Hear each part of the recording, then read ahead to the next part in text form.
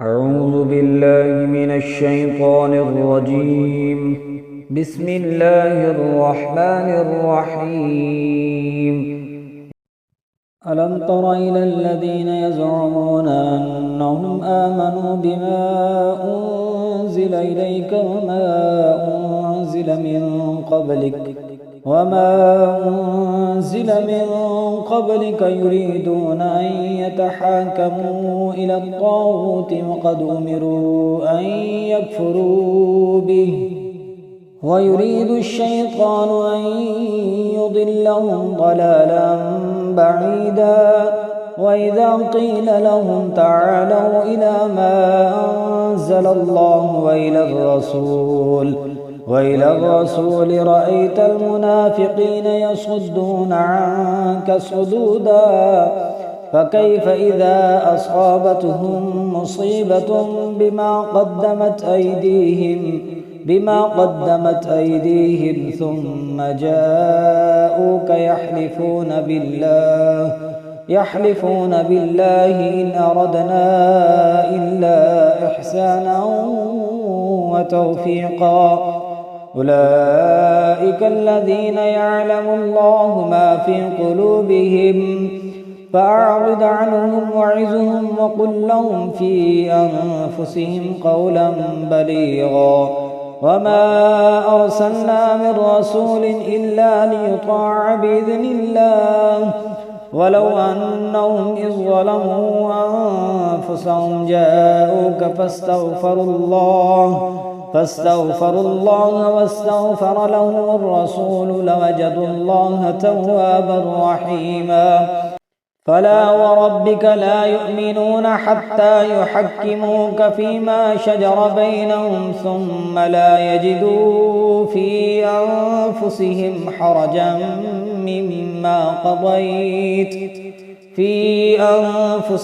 حرجا مما قضيت ويسلموا تسليما. ولو أنا كتبنا عليهم أن اقتلوا أنفسكم أو اخرجوا من دياركم ما فعلوه إلا قليل منهم ولو أنهم فعلوا ما يوعظون به لكان خيرا لهم وأشد تثبيتا. وإذا لآتيناهم من لدنا أجرا عظيما ولهديناهم صراطا مستقيما. ومن يطع الله والرسول فأولئك مع الذين أنعم الله عليهم من النبيين والصديقين والشهداء والصالحين وحسن أولئك رفيقا. ذلك الفضل من الله وكفى بالله عليما.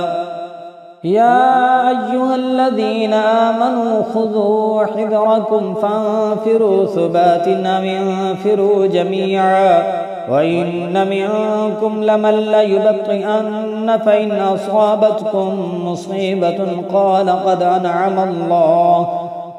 قد أنعم الله علي إذ لم أكن معهم شهيدا. ولئن أصابكم فضل من الله ليقولن كأن لم تكن بينكم وبينه مودة يا ليتني كنت معهم فأفوز فوزا عظيما. فليقاتل في سبيل الله الذين يشرون الحياة الدنيا بالآخرة ومن يقاتل في سبيل الله فيقتل أو يغلب فسوف نؤتيه أجرا عظيما. وما لكم لا تقاتلون في سبيل الله والمستضعفين من الرجال والنساء والولدان الذين يقولون ربنا أخرجنا من هذه القرية الظالم أهلها واجعل لنا من لدنك وليا واجعل لنا من لدنك نصيرا. الذين آمنوا يقاتلون في سبيل الله والذين كفروا يقاتلون في سبيل الطاغوت فقاتلوا أولياء الشيطان إن كيد الشيطان كان ضعيفا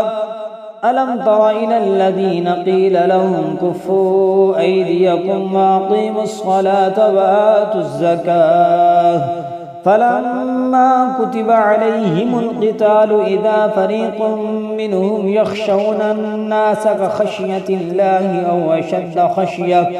وقالوا ربنا لم كتبت علينا القتال لولا أخرتنا إلى أجل قريب قل متاع الدنيا قليل والآخرة خير لمن اتقى ولا تظلمون فتيلا أينما تكونوا يدرككم الموت ولو كنتم في بروج مشيدة وإن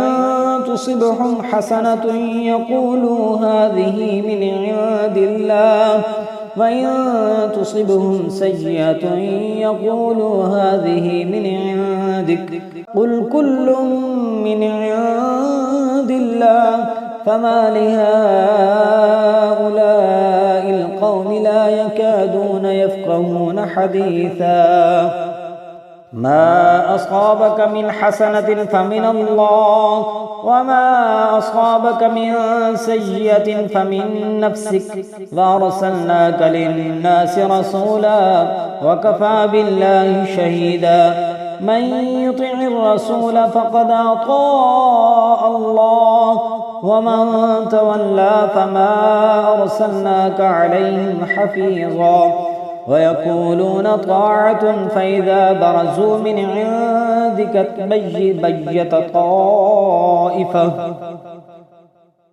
ويقولون طاعة فإذا برزوا من عندك بيت طائفة منهم غير الذي تقول والله يكتب ما يبيتون فأعرض عنهم وتوكل على الله وكفى بالله وكيلا أفلا يتدبرون القرآن ولو كان من عند غير الله لوجدوا فيه اختلافا كثيرا وإذا جاءهم أمر من الأمن أو الخوف أذاعوا به ولو ردوه إلى الرسول وإلى أولي الأمر منهم لعلمه الذين يستنبطونه منهم ولولا فضل الله عليكم ورحمته لاتبعتم الشيطان إلا قليلا فقاتل في سبيل الله لا تكلف إلا نفسك وحرض المؤمنين عسى الله أن يكف بأس الذين كفروا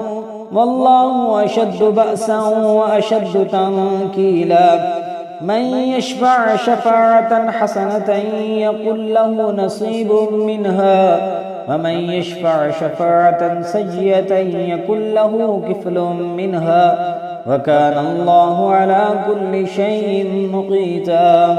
وإذا حييتم بتحية فحيوا بأحسن منها أو ردوها إن الله كان على كل شيء حسيبا الله لا إله إلا هو ليجمعنكم إلى يوم القيامة لا ريب فيه ومن أصدق من الله حديثا فما لكم في المنافقين فئتين والله أركسهم بما كسبوا أتريدون أن تهدوا من أضل الله ومن يضلل الله فلن تجد له سبيلا ودوا لو تكفرون كما كفروا فتكونون سواء فلا تتخذوا منهم أولياء حتى يهاجروا في سبيل الله فإن تولوا فخذوهم واقتلوهم حيث وجدتموهم ولا تتخذوا منهم وليا ولا نصيرا إلا الذين يصلون إلى قوم بينكم وبينهم ميثاق أو جاءوكم حصرت صدورهم أن يقاتلوا قومهم ولو شاء الله لسلطهم عليكم فلقاتلوكم فإن اعتزلوكم فلم يقاتلوكم وألقوا إليكم السلم فما جعل الله لكم عليهم سبيلا ستجدون آخرين يريدون أن يأمنوكم ويأمنوا قومهم كلما ردوا إلى الفتنة يركسوا فيها فإن لم يعتزلوكم ويلقوا إليكم السلم ويكفوا أيديهم فخذوهم واقتلوهم حيث ثقفتموهم وأولئكم جعلنا لكم عليهم سلطانا مبينا.